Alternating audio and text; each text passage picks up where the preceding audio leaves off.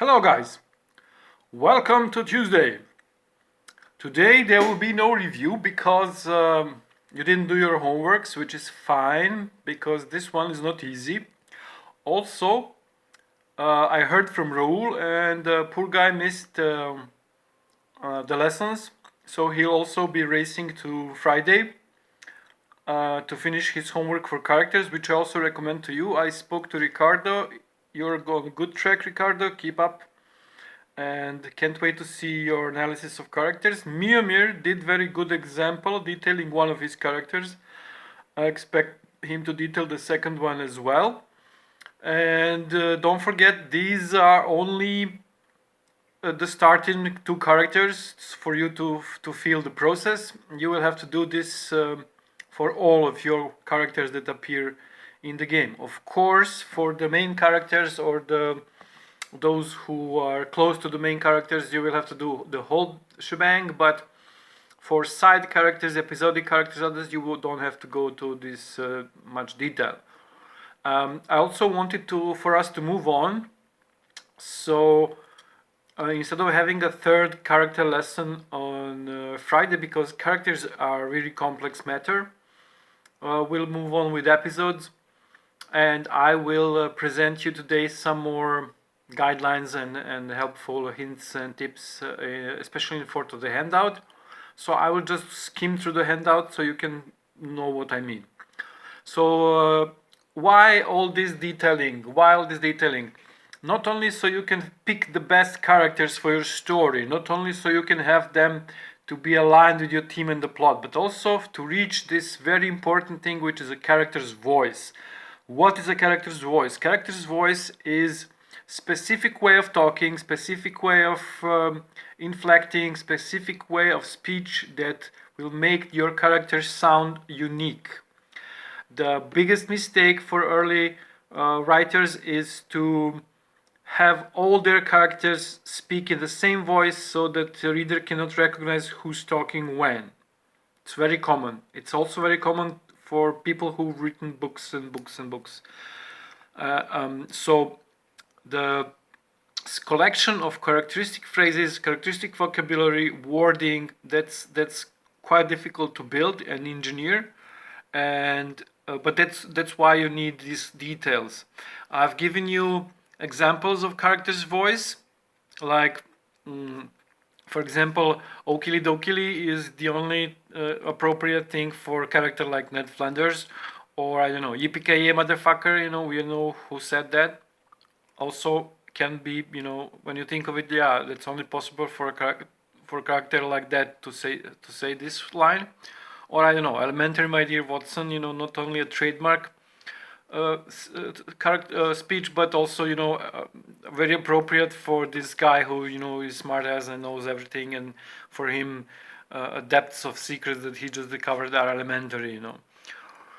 So yeah, I gave you a little bit of example what the character's voice is and how to reach it. I also gave you a detailed example. So I was making some romance game it was located on a ship, some love boat, romantic single cruise or something, and player was supposed to pick between two girls and blah blah blah.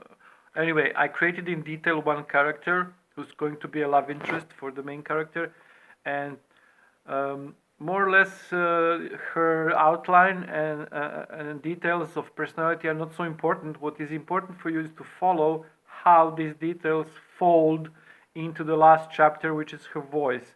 Also, I gave you example what does the character's voice mean. This is not your homework, but pay attention to it because it's very important later for writing.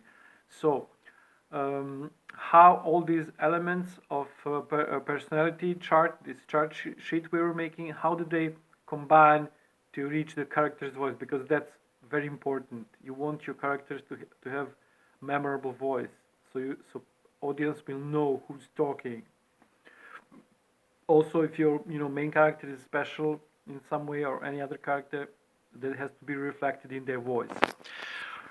Next part I called meaningful, colorful, and detailed. It's a bit hints of tricks of the trade, how to make your side characters more colorful, but also your main characters, how to eat details like unique hairstyles and unique fashion styles, unusual scars, strange obsessions, phobias, strange origin stories. So yeah, you don't have to make every character unforgettable, but the devil is in the details. For example, my favorite story about characters is from Andrzej Sapkowski's The Witcher book, where there is a knight whose name was difficult to pronounce. I probably told you this story and I'll tell it over and over again because it's fantastic.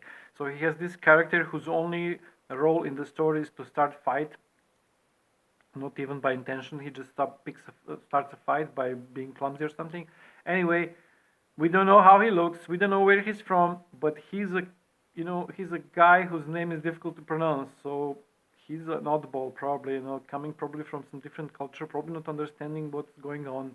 And of course, he's the one who, acts like a bunny and makes mistake and picks a big fight. So yeah, next thing is a bit more about villains. And again, I'm so glad we passed through this method because as you see, your characters are solid, your antagonists are solid. I love them. Good job, everyone. But I added some typical mistakes for villains, like unnecessary villains. Maybe your story doesn't even require a villain, or the vilified villains, like, oh, let's make him, eat babies, so the audience will hate him. Or villains with unbelievable motivation, like, oh, I'm crazy, I want to kill people. And speaking of crazies, don't write your villains to be crazy. That's quite anticlimactic and quite cliche and quite stupid. But it could be used as a good bait. For example, there is a story I love called Battle Royale, Bataru Roviaru, a book by Japanese writer Koshun Takami. And in his story, the villain is biologically insane. He's born with some quirk in his head, and it's a physiological thing. He doesn't feel emotions or remorse or something. But he's made like that because he's not the villain of the story. He just looks like the villain of the story. The real villain is a society which organizes these, Hunger Games style fights. So pay attention to your characters. Don't make them unbelievable because audience will raise the flags of the disbelief, and all you've built, all the immersion you've built will be lost.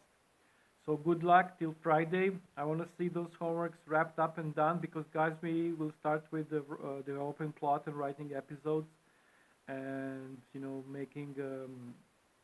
doing some false coding in sense of picking the choices and values and whatnot. So yeah, we're doing great.